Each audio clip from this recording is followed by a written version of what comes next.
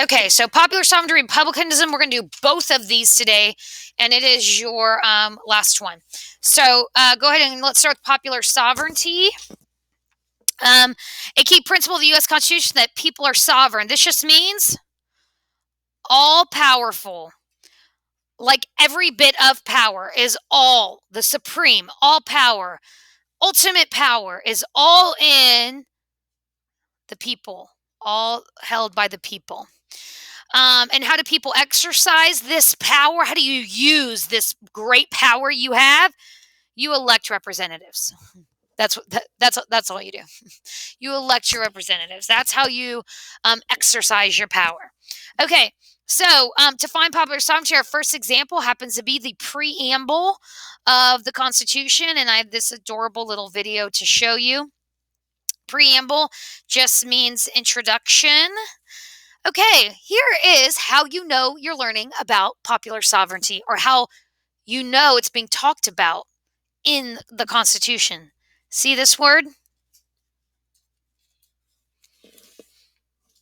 What does that say? People, people, people, people. Oh, and how convenient that popular sovereignty also starts with a P. Popular sovereignty and people. All goes together because popular sovereignty is saying who has the power? The people have the power. So when reading the Constitution, I know that it is popular sovereignty because I see the word people. So here is the introduction to the brand new Constitution of the United States of America. You are going to take 30 seconds and you are going to read that one very long sentence. Ready, set, go.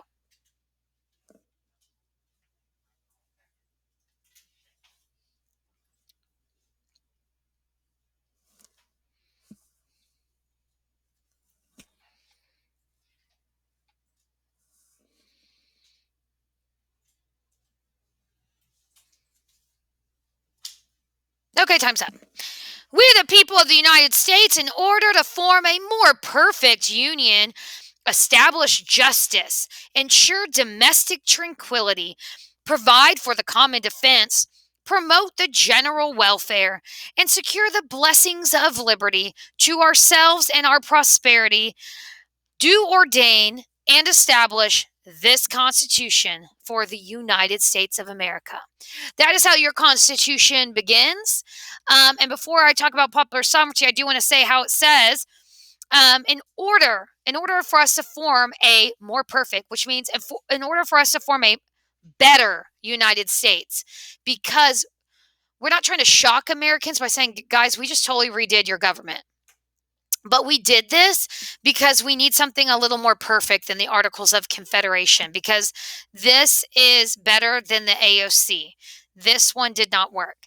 And so we're trying to establish justice where there is order. So that would be your judicial branch. We want to ensure domestic, at-home tranquility. So we want to ensure that you have peace, like countries aren't coming to kill us. Provide for the common defense, which we couldn't do before because you couldn't. Our defense was horrible, and promote the general well-being of the people and secure freedom to ourselves and our prosperity. So this is the first part. But how do I know that this one sentence is popular sovereignty? What word am I looking for? Done. People.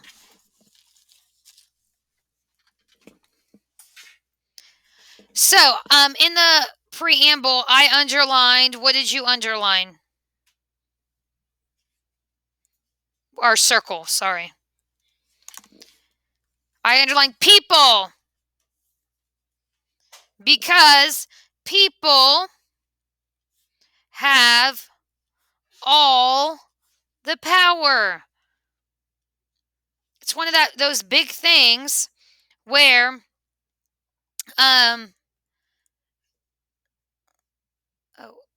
it's one of those things where y'all, so many students think that that the government, they're powerful, they can do this and this. But no, we put them there. Watch, there were some representatives from our House of Representatives who will not return in January to their position because somebody else was hired instead of them. And who did that, guys? Who did that? People here in this country. We have the power. All those votes being counted. We're waiting to find out who's president. That is all from the people. We put this. We voted, and we're waiting to see the power of the people, what they've done. That's it, guys. That's it. There's popular sovereignty. You literally look for the word people. That's how easy it is. Like, that's it. Okay.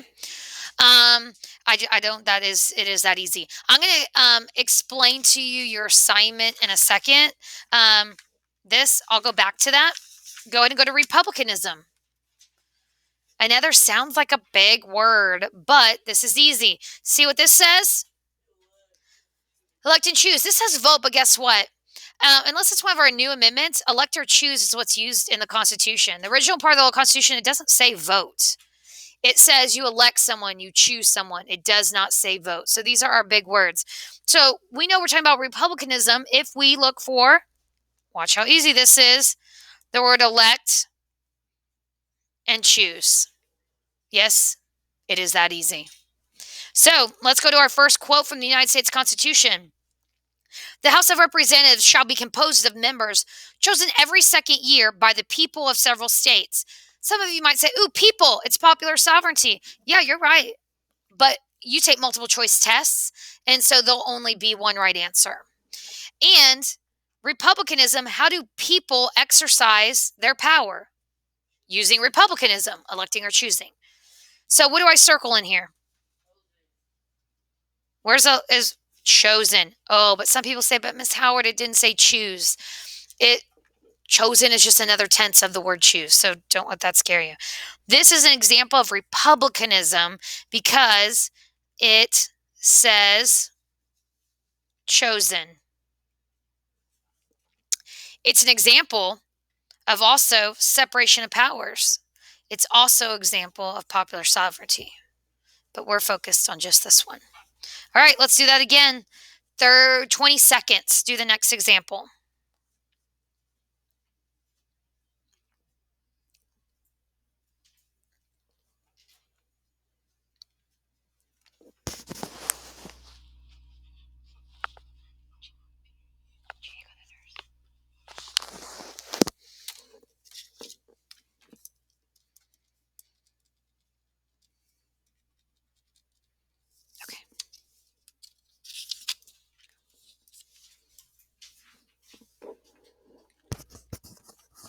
Okay, so what did we circle? Shout it out. Oh, look at that. So any other ones? Nope. This is an example of republicanism because it says elected. Can we all agree that these two are easy? I hope so. Here's the deal with republicanism. This strategy works 98% of the time. There's one other way you can be asked about republicanism. It's first off, it's about electing or choosing. But who? Who do we elect or choose? And by who do we elect or choose? Who do we elect or choose directly? So if I draw my tree, JEL, Congress, House of Reps, Senate. I'm really shortening some of these. Pres, VP, Cabinet, Supreme Court, Chief Justice, judges. Oh, you can't see that, can you? JK, there you go.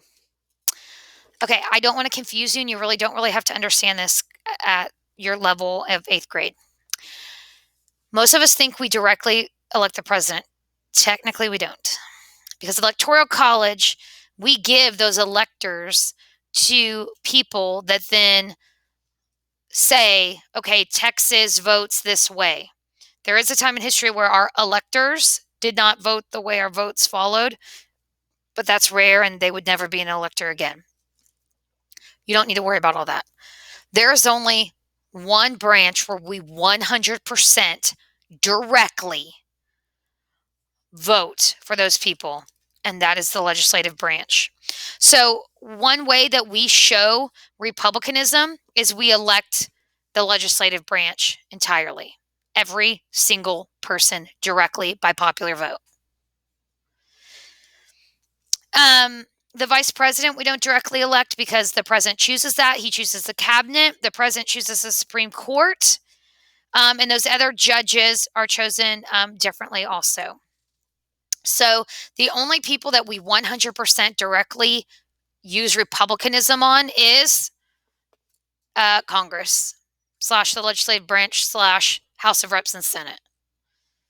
Because remember, if you're in the House of Representatives, you're a congressman. If you're in the Senate, you're a congressman. And if you're a congressman, you're on the legislative branch. Okay, so that's the only little thing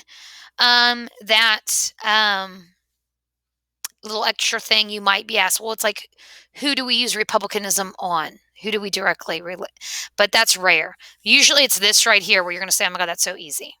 Okay, that is republicanism and popular sovereignty. So who has the power? The people. How do they use it? Republicanism. It is that easy. Okay, so I'm going to show you your two assignments. It's going to be this and this. So an illustrate for popular sovereignty, go back to page 12. Your illustrated dictionary. So you're going to make a dictionary entry. So on this big square, and you have a big square, I want you in here you have to have the term, which is popular sovereignty, but you're going to write popular sovereignty out real big on here. Then you're going to give me a definition of popular sovereignty, and then you're going to simply, because it's an illustrated, you're going to draw a picture. So on here, I better have the term, the definition, and a picture. And you have this entire page to do all that, okay? And so you're making a dictionary entry that has the word and the definition plus a picture. So you're telling me popular sovereignty, well, the definition's pretty easy. Who has the power? And then draw a visual. And this is not art class. It can look however. And then go to page 14, please. Here's the issue, and it's 2020. We still have a problem where lots of people voted yesterday, like a whole bunch, but we still have a problem where a lot of people aren't voting. Last year, I think less than 50% of Americans voted, and this year we're like at 64%, which is great. However, people have forgotten that people have died. We've had revolutions to make it where people get to vote. And people go home and watch Netflix instead.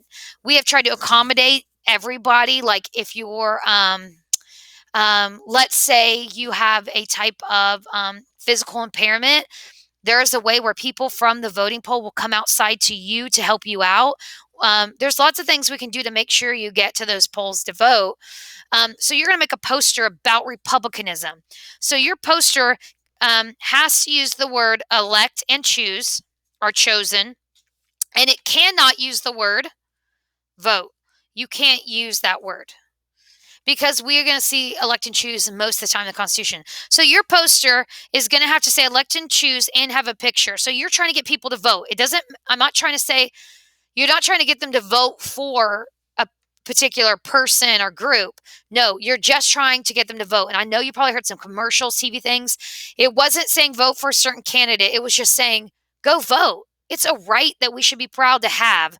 Go and vote. So you'll make some little poster with elect and choose somehow written on there and some visual. So this is going to have words and pictures on it, just like your other one, okay? The other one's for a dictionary entry. This one is for like a poster to get people to vote, okay? So that's your two assignments for popular sovereignty and republicanism.